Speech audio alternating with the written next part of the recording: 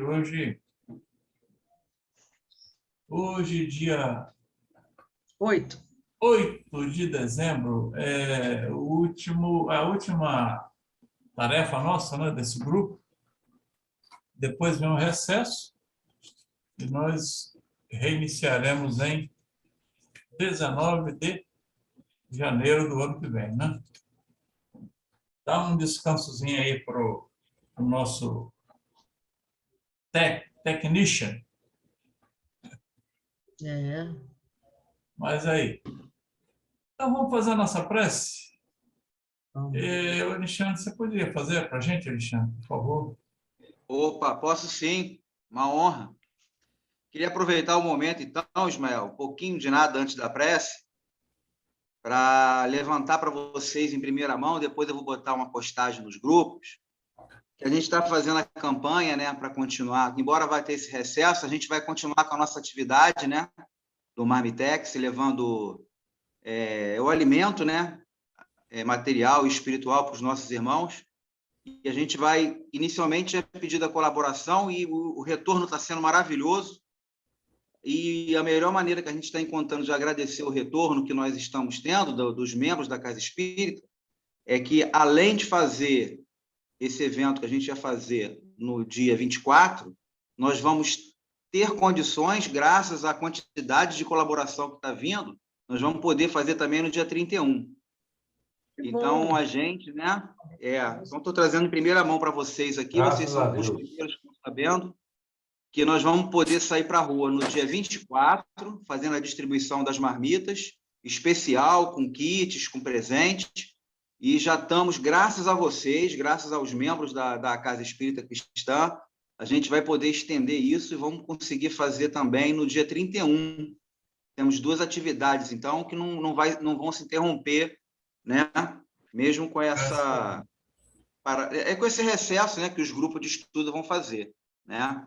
Ok. E, mediante tudo isso, vou pedir a vocês que toda vez, eu já tinha falado isso uma vez, a gente começa esse bate-papo, essa alegria toda, esse encontro que a gente tem, e hoje é o último encontro desse ano. Então, vamos manter essa alegria no nosso coração, vamos transformar essa alegria em gratidão.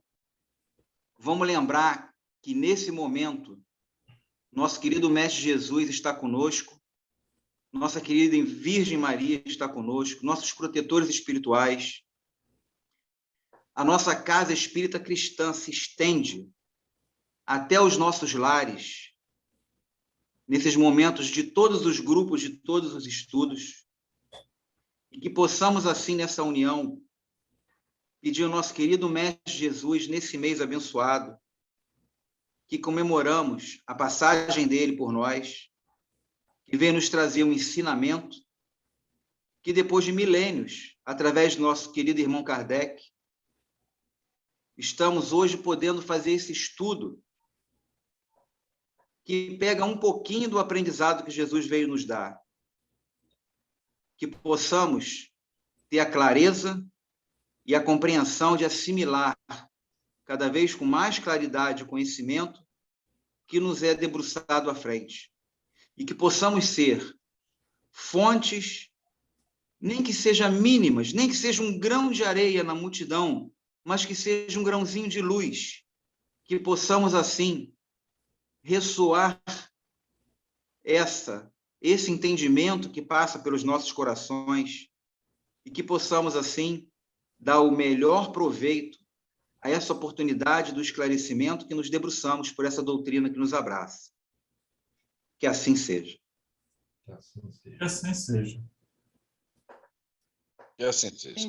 Bom, meus amigos, então vamos fazer aqui o compartilhamento, né, do estudo. Boa noite a todos, hein? Fala, garotinho. Boa noite, Gil. Boa noite. Boa noite, César. Boa noite, Yolanda, Mael, Boa noite. Boa noite. Jacu, Giselda, Jerusa, Boa noite, Elda, querido. É nóis. Anybody here? Alexandre, É nóis. Douglas. Bom, meus amigos, a gente parou aqui na última quarta-feira, né? falando sobre a possibilidade da duplicidade de dialogadores e que o mais importante é vibrarmos para aquele que está fazendo atendimento tenha êxito, né? E vamos, então, dar uma virada aqui na página.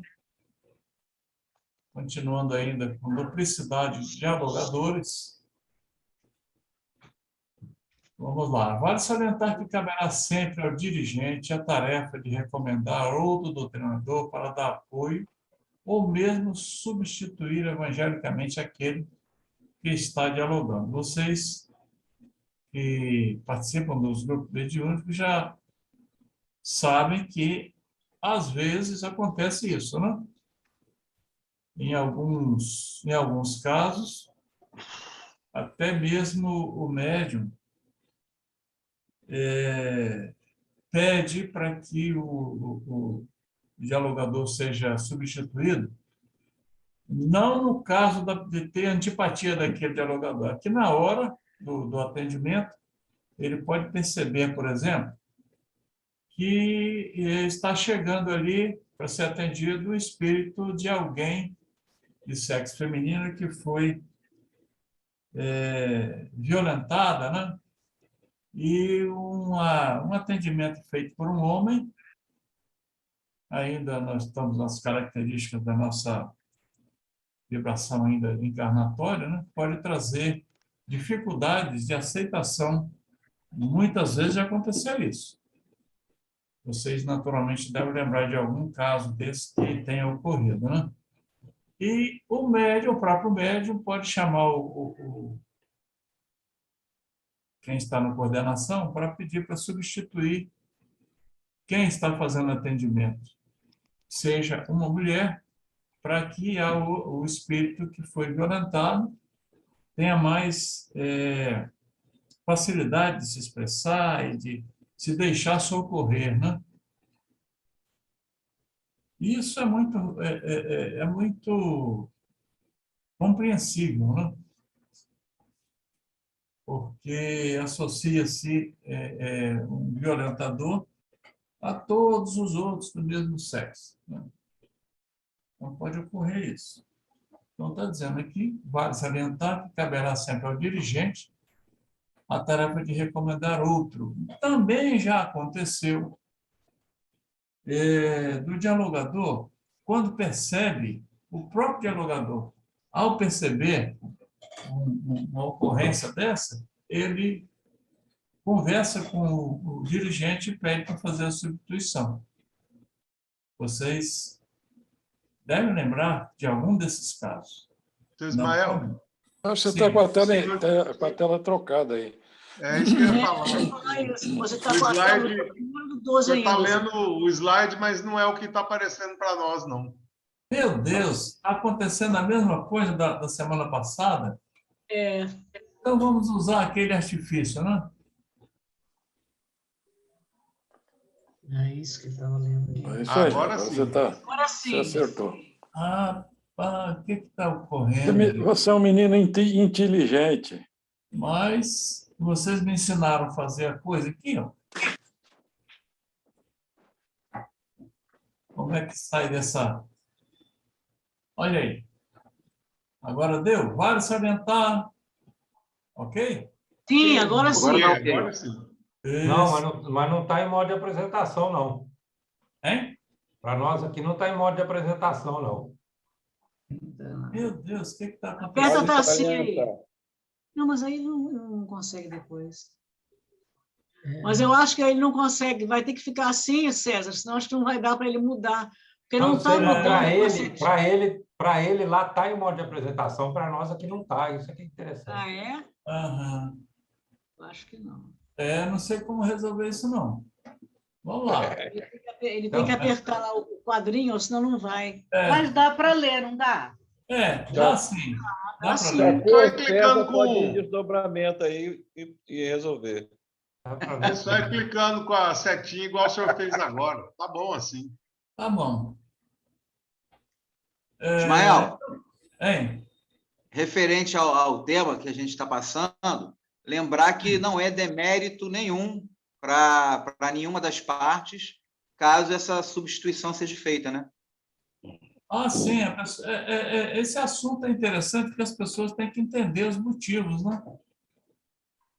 Porque quem tiver na coordenação não vai simplesmente substituir a bel prazer, né? Depende da e quem for necessidade, substitu- né? Hein? quem for substituído também, para não ficar magoado, né? Ah, sim. Eu já incorporei mulher, espírito mulher, e eu fiquei com o útero doendo, vai entender isso. Estou te falando? Mas é complicado o negócio. Mas Ismael já me chamou uma certa feita para atender uma menina que havia esse problema, né? E ela não queria conversar com um dialogador homem, né? Me parece até que na ocasião você estava à mesa, né? Servindo como Também. médio. Eu falei, olha, não tinha mulher para fazer o diálogo. Aí eu pedi a você, né? Já teve duas situações, uma que você me chamou direto e hoje que realmente eu estava na mesa. Teve uma outra vez, Ismael, que estava eu como médio, eu e um outro médio, e não tinha mais nenhuma mulher. Aí você perguntou a mim, eu falei que não, você perguntou a outra, eu falei que não. Aí eu voltei atrás e falei que atenderia, Aham. porque só tínhamos nós duas. Pois é. Eis a questão. Agora, saltando aqui, fixações mentais. Vamos ver aqui o que fala aqui, ó. Quais são as fixações do espírito? Todo processo obsessivo tem seu núcleo. O núcleo seria traição, vingança, espoliação, desamor. Então, todos esses sentimentos, eles ultrapassam as fronteiras, né? E desaguam na reunião mediúnica. Todo processo obsessivo tem seu núcleo, né? É sempre um caso pessoal, de conotação essencialmente humanas, com problemas suscitados no relacionamento, seja ele de qual fonte, né? Seja traição, vingança, espoliação, desamor. Dificilmente o espírito obsidia outro apenas porque discorda dele em questões filosóficas ou religiosas, embora isso também seja possível em casos extremos de fanatismo apaixonado. Então, ele está dizendo aqui que normalmente tem esse núcleo, né? Mas pode ocorrer em questões filosóficas, né? A pessoa se aborrecer com a outra e, por questão de fanatismo, perseguir a outra. O flamenguista vai perseguir o vascaíno depois que desencarna, coisa parecida. Mas é isso aí. Continuando aqui... Você não está se referindo a mim, não. Hein?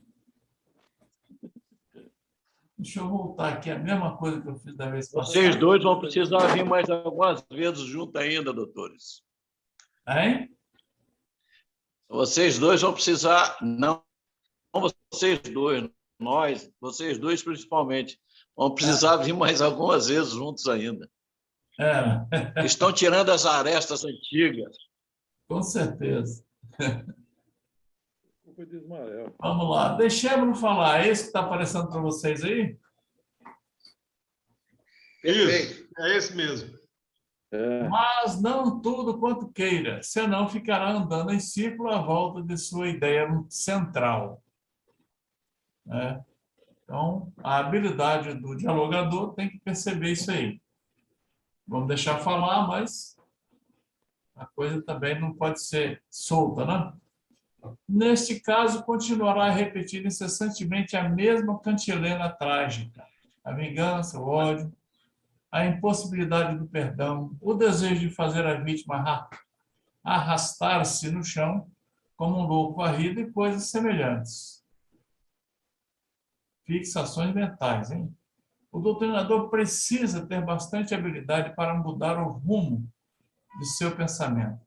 Gente, vocês observam que o dialogador ele nunca vai ter uma receita de bolo. Vai ser a intuição funcionando, a habilidade, né? para poder contornar certas situações, ou mesmo a ajuda do próprio médium. Às vezes o médium passa algum recadinho escrito durante a comunicação, vocês já devem ter percebido isso, ou mesmo ele até interrompe. Nós tínhamos um médium aqui que interrompia a comunicação para dizer alguma coisa e depois ele voltava para o transe. Era o Gilberto, vocês lembram dele, né? Havia... então, o primeiro item aí tem que ter habilidade. O doutrinador tem que se preparar, ter habilidade para mudar o rumo do pensamento, para que haja um proveito, né? Eu penso que precisa algum traquejo para poder chegar a esse trabalho. Vamos ver aqui. Vamos fazer outra vez. Aqui, ó. Mesmo trabalho. Continuando ainda, terá que fazer, não obstante, com muita sutileza, arriscando aqui e ali. É tatear, não é isso? A intuição do dialogador tem que estar bem afinada, e quando não consegue alcançar o que precisa, tem que tatear mesmo no escuro, não é arriscar, né? Uma pergunta mais pessoal, falando-lhe de uma passagem evangélica que se aplique particularmente ao seu caso, e sempre haverá uma ou mais que se adaptem perfeitamente às circunstâncias. Uma ou mais passagem evangélica que se aplique, né? Naquele caso ali. Não se fixar única e exclusivamente de texto evangélico, senão vira uma doutrinação. E nós estamos falando aqui de diálogo. Às vezes o espírito não está nem interessado em ficar ouvindo passagens evangélicas, né? Ele quer ser atendido naquele ponto central de interesse dele. Deixe-o falar, porém. Se grita e esbraveja, procura apaziguá-lo. Não se esqueça de que, por mais errado que esteja no seu ódio irracional, ele está convencido de seus direitos. Será que tem direitos? Todo mundo tem, não? Alguma coisa de direitos a gente tem. Nós temos deveres, mas temos também direitos. Alguns direitos podem, esse que está sendo atendido, ter. Até mesmo da cobertura divina. Isso aí, todos têm. A não ser que algum de vocês tenha alguma ideia contrária, não, mas eu acho que essa cobertura divina, eu acho que é geral, né? Nenhuma de minhas ovelhas se perderá, não é isso a palavra de Jesus? Muitos são os que invocam os dispositivos da lei maior para exercer suas vinganças e perseguição. Eu gostaria que você lembrasse de algum episódio desse aqui. Ó. Muitos são os que invocam os dispositivos da lei maior para exercerem suas vinganças e perseguições. Lembra de algum caso, gente?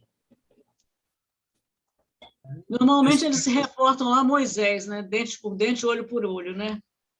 Um dos. Sempre buscam Moisés, porque Jesus não tem nada que possa servir de parâmetro, de estímulo a que eles possam se vingar, não perdoar, muito pelo contrário, né? Aí eles vão na lei antiga. Mas eu acho que tem mais alguma coisa aí que de vez em quando eles falam, né?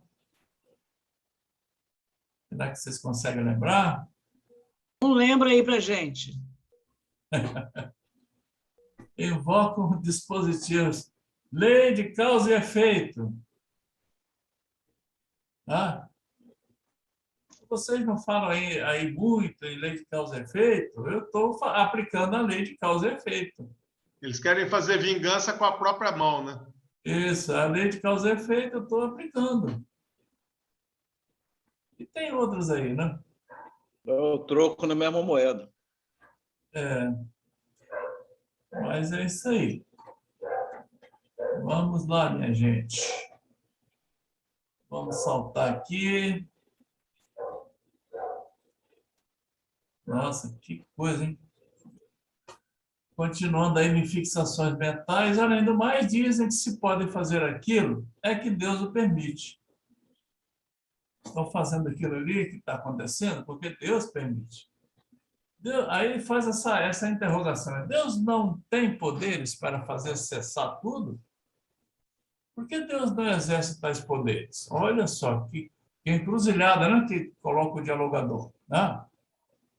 Diante de umas perguntas dessas aqui, de umas colocações dessas, não é difícil de sair de uma presa dessa aí? É difícil porque é milenar, né? Porque os exércitos guerreavam em nome de Deus. Aí ficou no inconsciente coletivo isso aí. Exatamente. Atenção, pois para essas ideias fixas,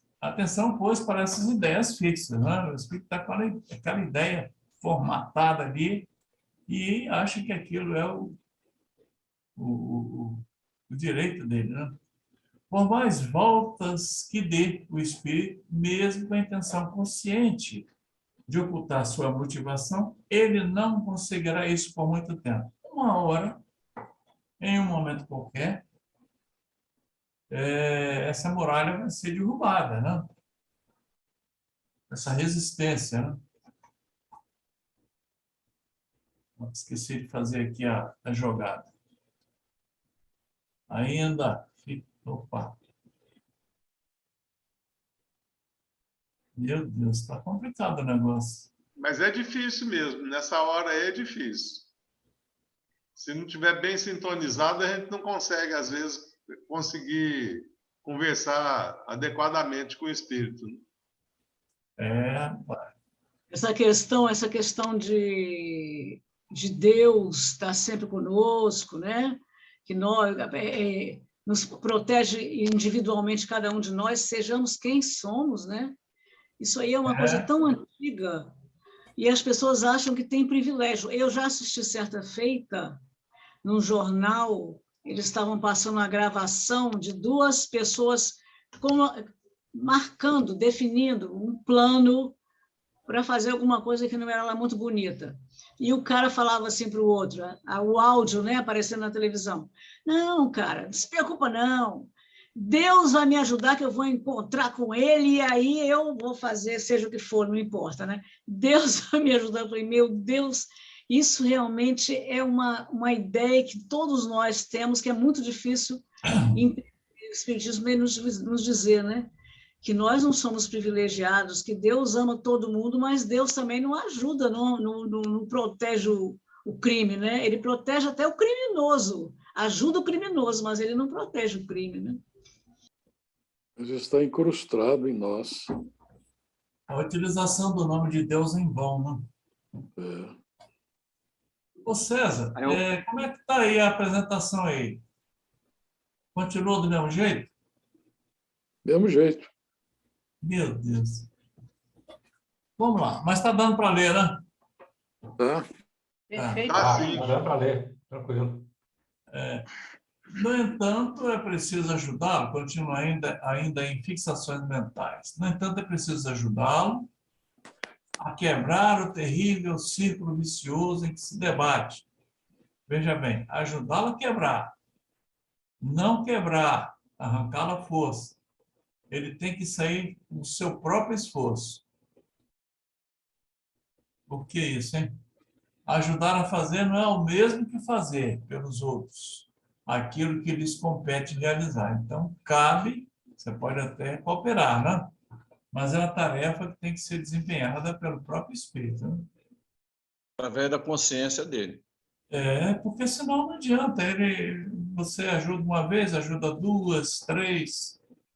Isso acontece muito aqui na nossa vidinha de encarnados, né? A pessoa é presa 3, 4, 5 vezes, rouba, vai preso, sai, continua. Então, ele mesmo tem que receber ajuda, mas quem tem que dar o toque final, não vou mais fazer isso, é a própria pessoa, né? É o próprio espírito. Por outro lado, a fixação é, às vezes, tão pronunciada e tão absorvente o espírito não tem condição sequer de ouvir o doutrinador, ou pelo menos não reage de maneira inteligível ao que este lhe diz. Está completamente anestesiado, ou, como é que se diz, hipnotizado pelas fixações mentais. Obliterado.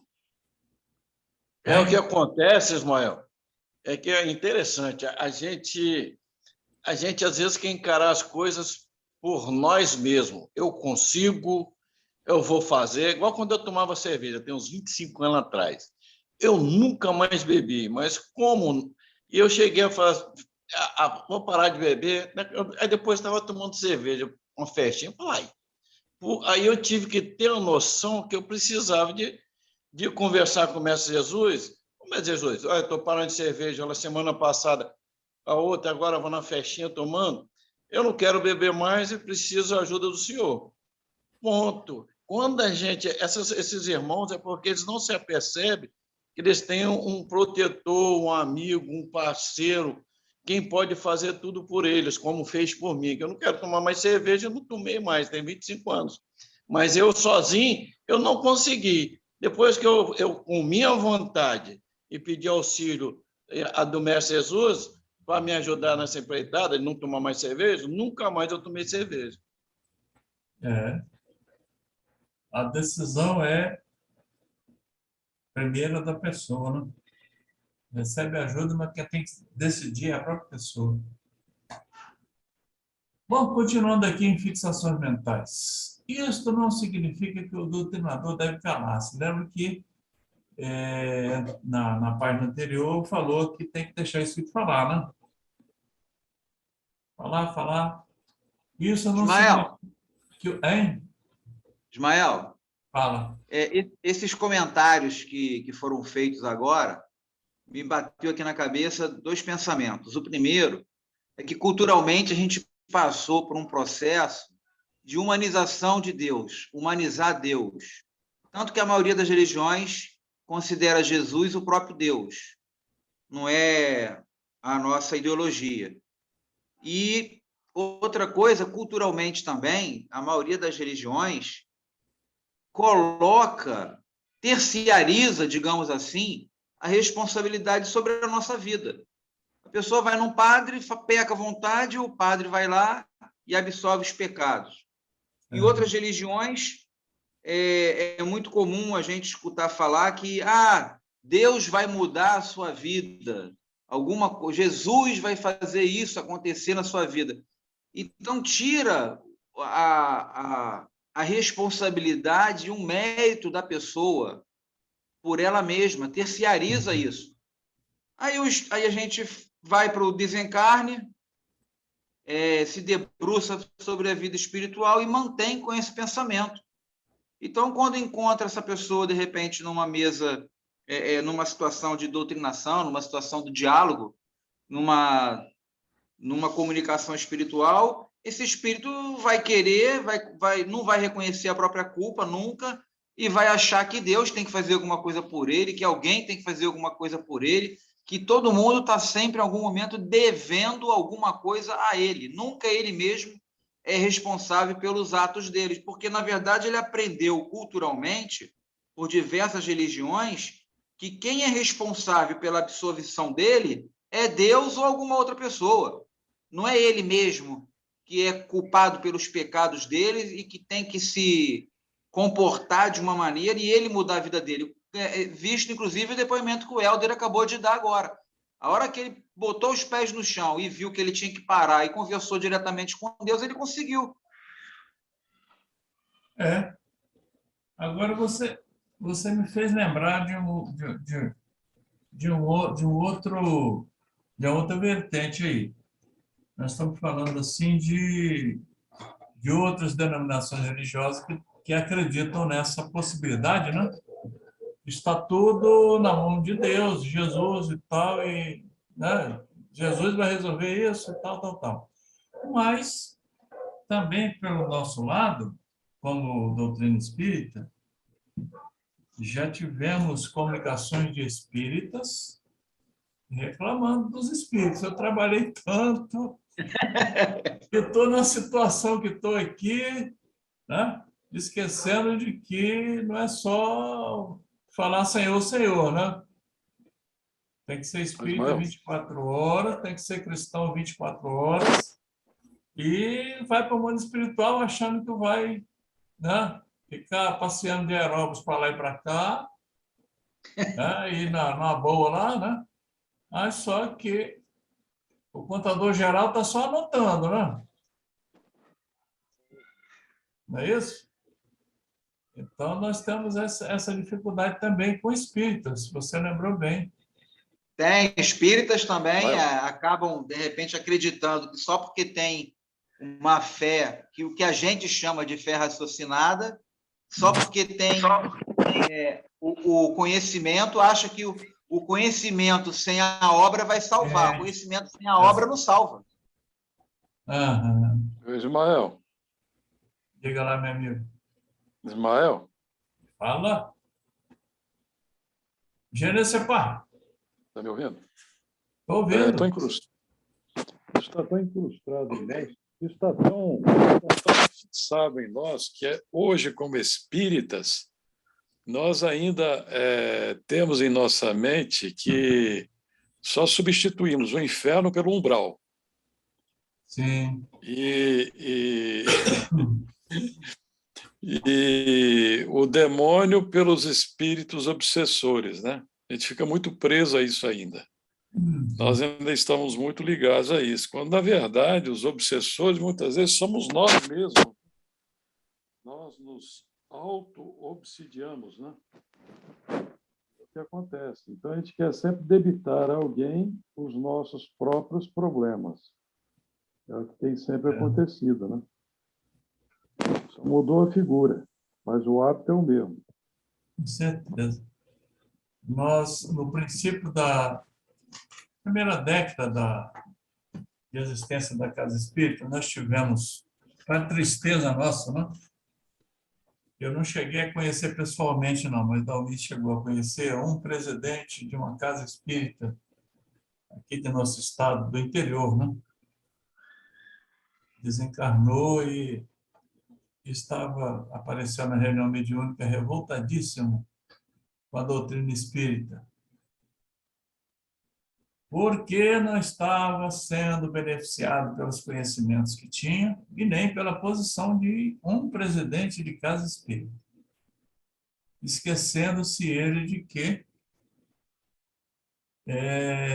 o espírita tem que ser espírita dentro da casa espírita, fora da casa espírita, no ambiente de trabalho, no ambiente de família.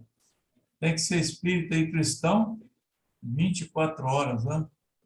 E ele estava em dificuldades sérias, né? Então, essa lembrança quase como se fosse uma barganha, né? Isso. Trabalhei tanto para poder, né? Mas a gente vai aprendendo devagarinho, né? A reunião mediúnica tem esse benefício para todos nós. Parece que a Jerusa e a Giselda aí levantaram a mão. É isso que eu ia falar, elas estão com a mão levantada aí faz tempo. Pode falar, Jerusa e Giselda. Porque, nesse caso todo, eu me lembrei que nós estamos passando nesse período agora muito difícil, né? E que nós vemos, Helder deu o exemplo da bebida, nós vemos muitos casos de depressão. E é um caso também que as pessoas têm que fazer um esforço muito próprio, né, para sair dessa. E aí, só para colocar que ontem a gente assistiu uma palestra da capelania e o terapeuta estava falando, nunca assistimos tudo, porque 8 horas a gente tem a nossa vibração. E aí, depois, o Wilson fez uma pergunta a ele que eu achei muito interessante, né, sobre a grande quantidade de medicamentos que os psiquiatras dão para as pessoas em depressão. Então, ele diz o seguinte, claro, o medicamento é muito importante, só que dão tanto medicamento que a pessoa acaba ficando dependente do medicamento e passa a vida toda assim, né, completamente zonza de tanto medicamento. Mas para lembrar exatamente isso, que a gente é uma coisa que está acontecendo demais, depressão, né? E que a gente tem que fazer um esforço muito próprio, se alguém entrar nisso, além dos medicamentos, mas para sair, para tentar sempre, né? Viver com alegria, agradecendo a Deus, o otimismo, né? Lembrando que as nossas bênçãos que nós recebemos, falando isso porque tem muita gente espírita, às vezes, que entra nessa também, né? Que as bênçãos que nós recebemos são muito maiores, né? Mas você saiu. A propósito, Jerusa, eu estava lendo uma reportagem há poucos dias atrás, em razão da pandemia, né, do confinamento, da solidão das pessoas, elas estão se enveredaram por um outro caminho, né?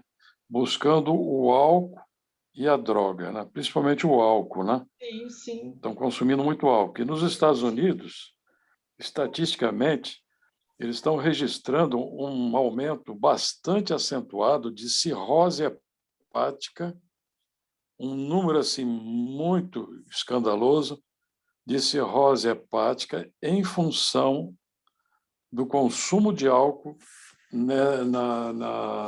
nesse momento da pandemia, principalmente. A gente vê que as pessoas em depressão, elas buscam qualquer coisa para poder se livrar do problema, né? Porque a depressão é uma dor muito grande. É uma dor que o remédio não passa. Infelizmente, Mas algo eles têm que assim se esforçar parecido, também, né? Claro, isso tem também, que às haver um vezes, esforço. João, às vezes é uma questão de... Eu conversei com a sobrinha minha, que é psicóloga governamental, e ela, certa vez, estava falando. Falei, mas como é que você... Não, eu vou dando remédio, vou dando troco, vou dando. Eu falei, gente, mas não para, não. Aí, o último estágio é o manicômio. E a coisa vai se agravando, se ela não conseguir. E ela começou em casa espírita, tomara que ela tenha tido outro embasamento, porque ela estava fazendo igual a Jerusa falou aí. Toma remédio. Eles vão até o último recurso dele, é tudo em cima de remédio. Ela começou em casa espírita, depois disso eu nunca mais conversei com ela. Tomara que ela tenha sensibilizado um bocado. Mas, Ângelo, essa questão de bebida também, às vezes, ultimamente, mais nos dias atuais, né, tem sido muito uma questão de cultura moderna. Eu gosto de assistir programas de decoração de casa, de transformação, renovação, e quase todas as casas eles falam: eu quero também um bar, para receber meus amigos, beber. Então, é uma questão mesmo a questão do grupo, né? Se você está fora do grupo, você não está atual, não está atualizado, infelizmente, é uma questão mais... E é nessa hora que os inimigos da luz, né, se aproveitam. Chegam certamente. O remédio é a frase do nosso mentor, né? Evangelize, coopere com Jesus. Que o remédio é o evangelho. Exatamente. Mas, como a gente sempre já estava falando antes, Ismael falou, é preciso a consciência e a vontade, né? Se você não tem vontade, não adianta. Aí vem a cirrose. O ponto alto aí é a vontade. Mas eu gostaria de falar sobre essa questão aí da depressão, porque muitas vezes as pessoas confundem a depressão com a falta da vontade da pessoa. A gente sabe que toda doença, na verdade, ela acaba tendo um princípio lá no íntimo da pessoa, né, que acaba aquilo se tornando uma coisa física.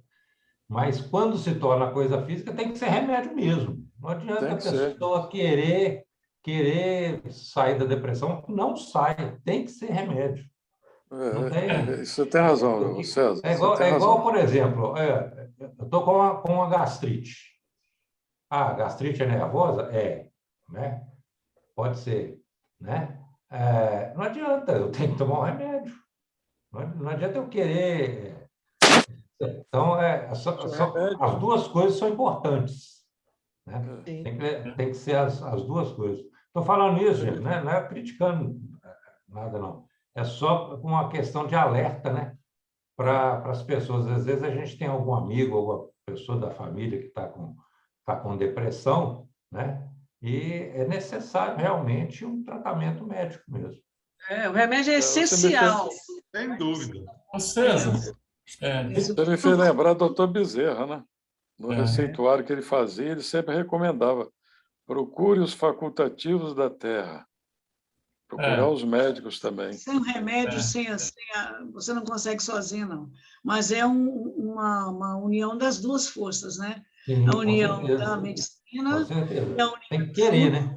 A sua disposição de melhorar. Para acabar... Até para tomar o remédio tem que querer, né? Até que para ir ao médico para explicar para o médico. A Yolanda levantou a mão aí. Quem? Quer levantar a mão? Yolanda levantou a mão. Não, a Giselda já respondeu, né? É um conjunto multidisciplinar, né? Os cuidados com quem sofre de depressão, a medicação, outras terapias, não é? O que eu acho que o Helder, não sei quem se referiu, é que muitas vezes as pessoas ficam muito tempo, né? E aí acabam entrando nessa dependência da própria medicação. Assim também como eu tenho casos na família que as pessoas começam a fazer terapia ou com psiquiatras, ou com psicólogos, ou outro tipo de terapia, e assumem o terapeuta, o psiquiatra, como uma muleta.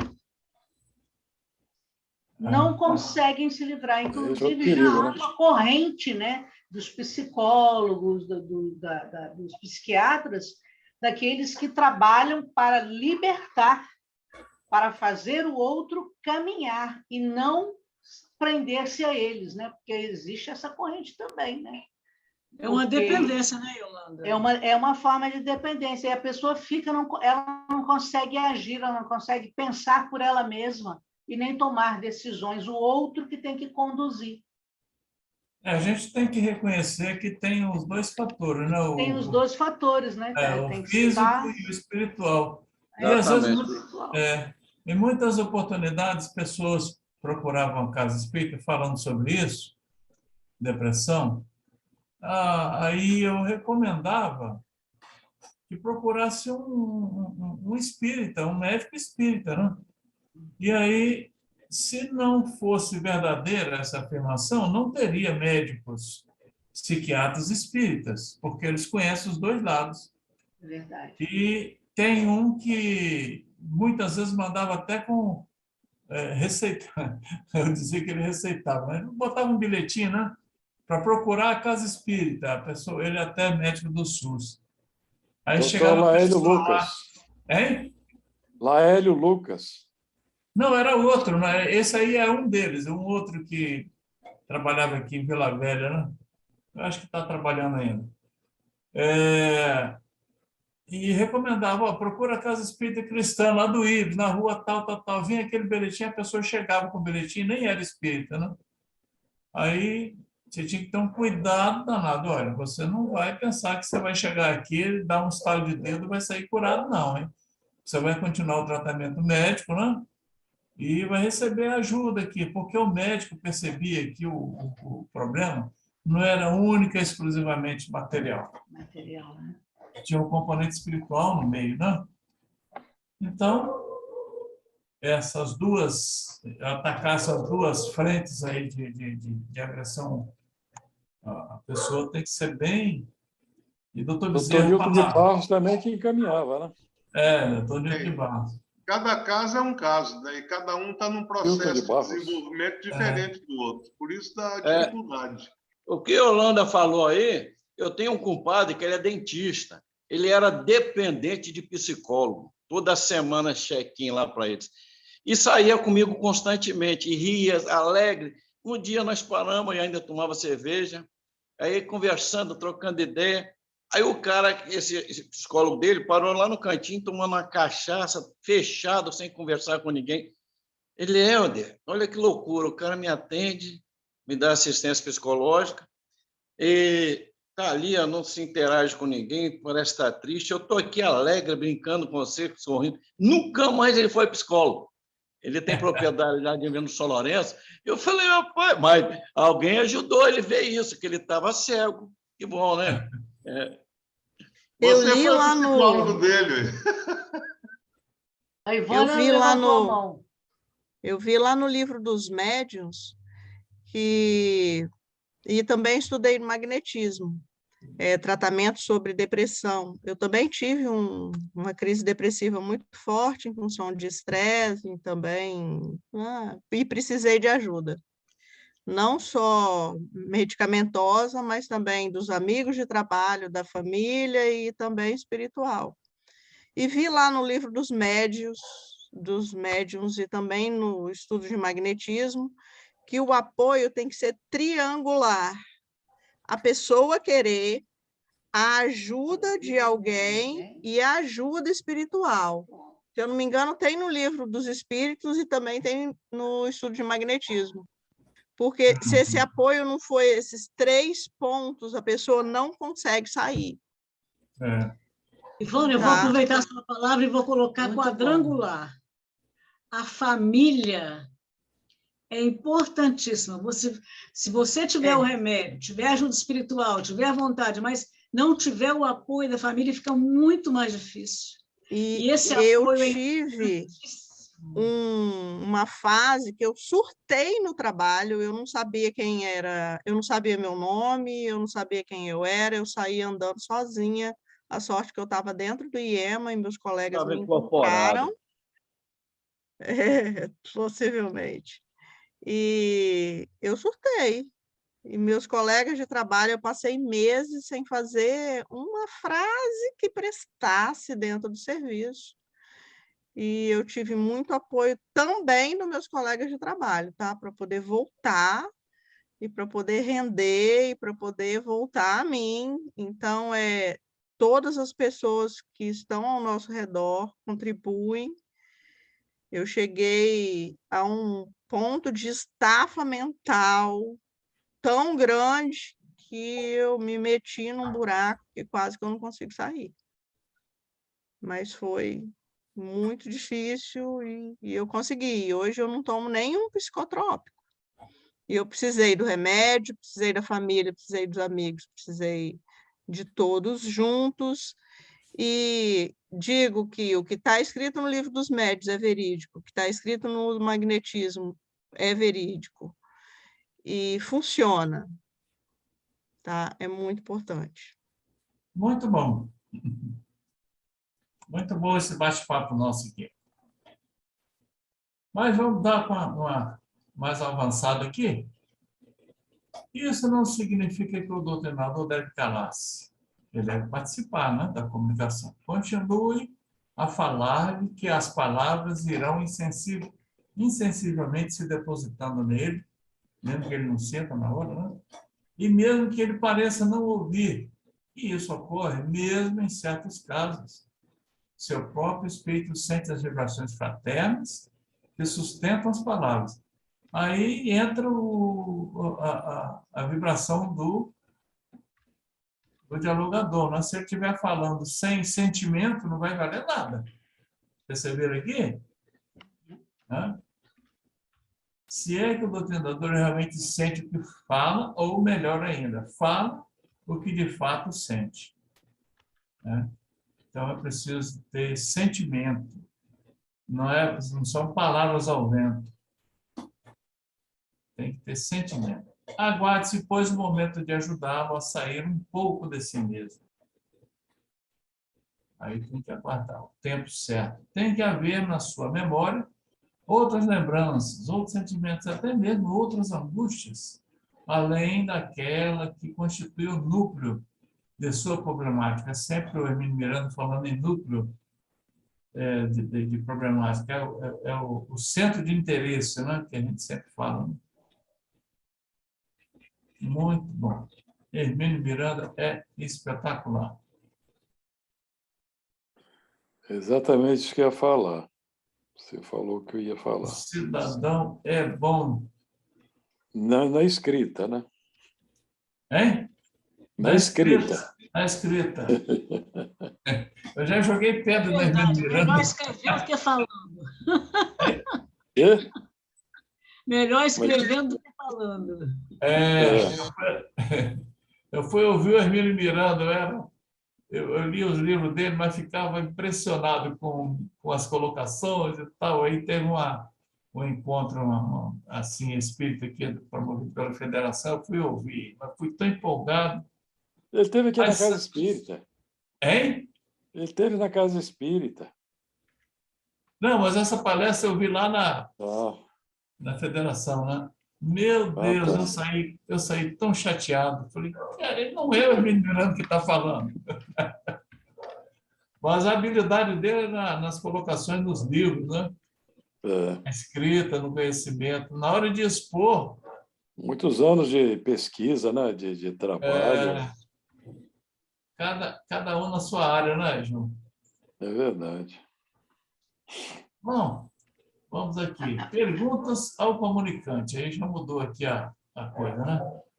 Coloque de vez em quando uma pergunta diferente, procurando atraí-lo para outras áreas de sua memória. Como, por exemplo, teve filhos? O que fazia para viver? Crê em Deus? Onde viveu? Quando aconteceu o drama? Tem notícias de amigos e parentes daquela época? Bom, isso aqui precisa saber quando é que você vai colocar essas perguntas, né? Senão você espanta o cliente, né? Não é isso? É claro, porém, que essas perguntas não devem ser desfechadas numa espécie de bombardeio ou de interrogatório. Ninguém gosta de submeter-se a devassas íntimas. Com frequência, os manifestantes reagem perguntando se estão sendo forçados a processos inquisitórios ou simplesmente se recusam a responder ou dão respostas evasivas ou, então, respondem. Mas não é uma técnica que deve ser tomada como cartilha, né? Tem que perguntar o nome, tem que, né, perguntar que crê em Deus, tal. E se o cara não acreditar em Deus? E aí? Vai abandonar o cidadão? Né? São coisas que só a intuição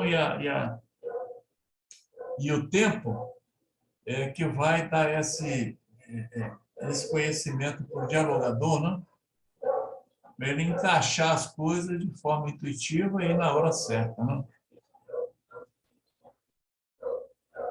Aí tem uns casos aí que dá para fazer um livro aí de bobagens que aconteceram na Casa Espírita. Ai, ai. Perguntas ao comunicante, continua aqui. Nem sempre estarão prontos para nos ajudarem a ajudá-los. Logo nos primeiros contatos, né? Então, tem que ter paciência. O processo pode alongar-se por muito tempo até que adquira confiança em nós e nas nossas intenções. Como é que eu vou abrir minhas informações para a pessoa que está tendo o contato pela primeira vez, né? É preciso que haja esse momento aí em que a confiança se estabeleça. O objetivo das perguntas não é, obviamente, o de satisfazer Ismael, curiosidade malsã. Ismael, não é que ver, não seria também só ver pela primeira vez. É naquele momento a situação não requer mais cuidado. E, geralmente ali já se vimos algumas vezes, né? É que requer muito cuidado, muito tato em conversar, fazer as colocações com eles, com certeza. A gente não faz isso na vida comum nossa, não? Dá de cara com o cidadão. Como é seu nome? Onde é que você mora? Tá. Como é que vamos fazer isso com o espírito, né? O objetivo das perguntas não é, obviamente, de satisfazer uma curiosidade malsã e, por isso, devem limitar-se a conduzir a conversação fornecendo-lhe pontos de apoio sobre os quais ela possa expandir-se, a fim de afastar o pensamento do comunicante, ainda que temporariamente, do núcleo central que o bloqueia e o impede até mesmo de buscar a saída daquele círculo de fogo e lágrimas em que se encerrou inadvertidamente. Não é isso, gente? O espírito está com um problema gigantesco, né? Está preso, né? Em Está algum preso, está problema. bloqueado Não ali. consegue enxergar alternativa nem outra probabilidade. E eu acho que isso aí é importante também, porque quem está dialogando tem problema semelhante também, em menor escala. E isso ajuda os dois. É impressionante como isso aí interage entre o comunicante e o dialogador e o espírito. É uma via de mão dupla, né, Chaco? Exatamente. A nossa cura está ali também. E fazendo lembrar que todos nós já passamos por situações semelhantes de ajuda em algum tempo, tá? Mesmo remoto, em outras casas, outras situações, mesmo lá atrás já se tinha um trabalho de auxílio e ajuda. Rapaz. Observem que essa tarefa de dialogar, como o Hermínio Miranda coloca anteriormente ali, né? É uma tarefa dificílima e nós temos que nos empenhar, né, para poder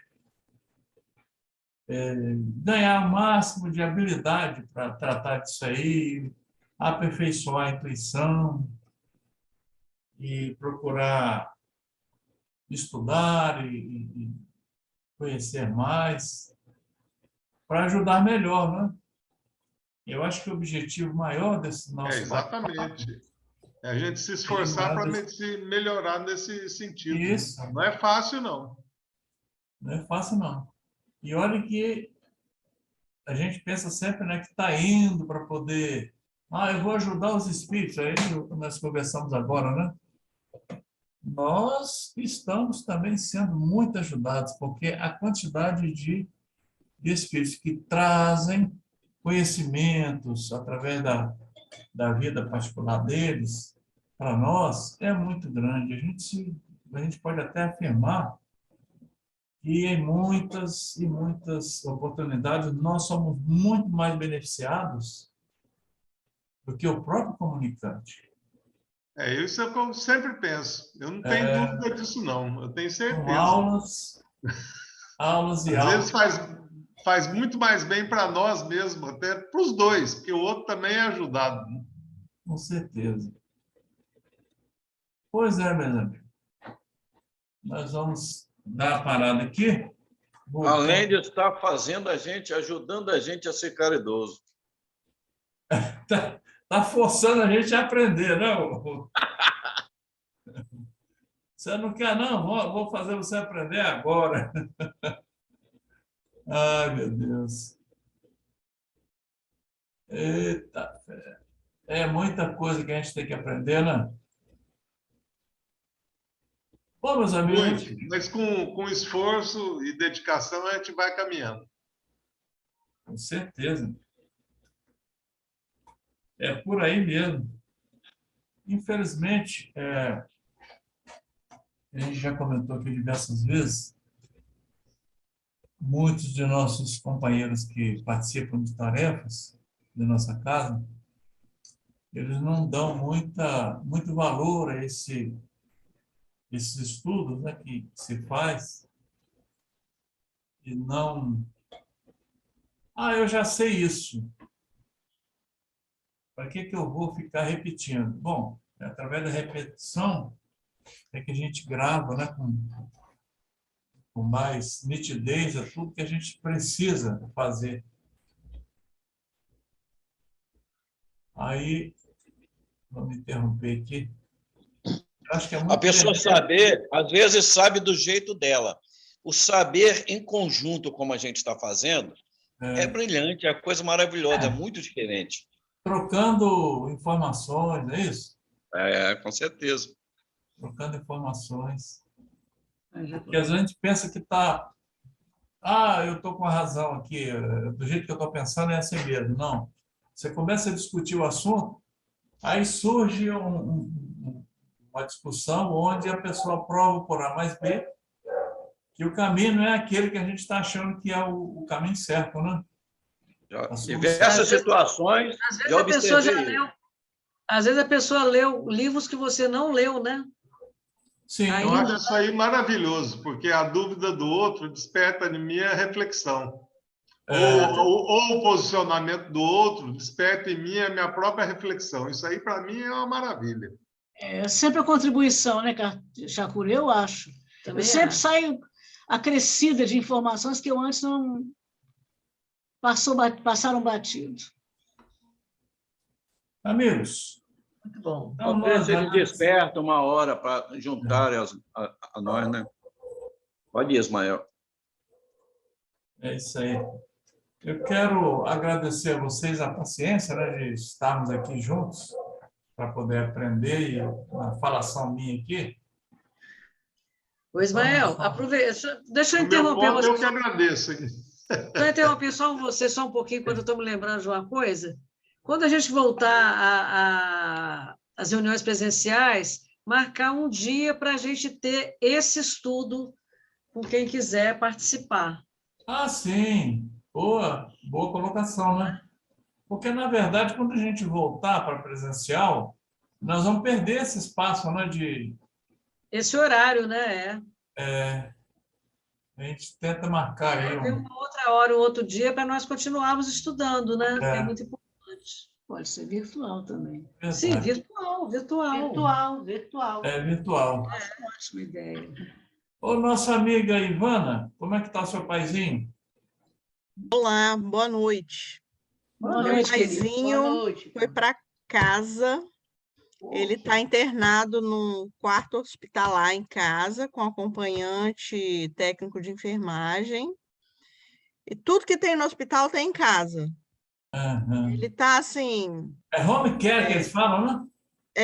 Ele está acompanhado pelo home care, mas o home care exigiu uma cama de hospital, tudo que tem dentro do hospital tem em casa, entendeu? Para passar por uma vistoria antes de dar alta para ele. Sim. Aí, para acompanhante ir embora, eu saio do serviço 4h30 e vou para casa para acompanhante poder sair de lá às 5h. Uhum. E aí a gente está nessa correria toda, e agora que a gente contratou, estamos com 1h30 que a gente contratou essa acompanhante, né? A gente contratou uma empresa, porque se o acompanhante falta, a gente liga para a empresa, o acompanhante não chegou ainda não, manda outro. Isso porque aí. se ficar com vínculo empregatício, não tem como ficar chamando outro, né? Então, a gente preferiu contratar essa empresa, porque tem essa facilidade. Quem está também, Ismael, quem está também... Acabei antes de até me trazer por causa disso. A Tânia Gonçalves ligou para mim, e a Leda ainda está no hospital, mas ela já conseguiu também o home care. Ela vai ser cuidada em casa. E aí tem essa empresa que dá assistência. E nossa amiga Leda. Nada como um dia após o outro, né? E aí vai. Vamos fazer o nosso agradecimento e lembrar desse povo todo que está precisando de prece, né? Nada melhor. Obrigado pelas orações, gente. Nada melhor que a Giselda para fazer essa prece, né? Para nós. E a gente está aí na expectativa de voltar depois desse recesso no dia 19 de janeiro, tá? Ok. Bem, Giselda? Ok. Senhor Jesus, nosso mestre tão amado, ao final desse encontro tão fraterno, que faz tão bem aos nossos corações, só nos resta agradecer por mais essa oportunidade, Senhor. Agradecer aos amigos espirituais que nos ajudaram durante todo esse período, agora que estamos encerrando as nossas atividades por algum tempo. Essas lições foram indispensáveis, imprescindíveis para o nosso coração, para a nossa reflexão, além da alegria de estarmos todos juntos, nos vendo, ainda que virtualmente, a alegria, o conforto, o aprendizado. Queremos então, Senhor, rogar-te por esses corações de nossos amigos, seu Hamilton, nossa amiga Leda e outros inúmeros corações queridos, hein? Marisa, corações queridos que precisam da ajuda do teu divino amor, Senhor, através dos nossos amigos espirituais. Que nossas vibrações carinhosas, respeitosas, possam chegar até eles e se constituírem em ajuda, em energias positivas. Que a luz do teu amor possa envolver a todos nós. Fique em nossos lares, fique com aqueles que não puderam estar aqui conosco hoje e fique em nossos corações, Senhor. Que assim seja. Que assim seja. Ismael, Que assim seja.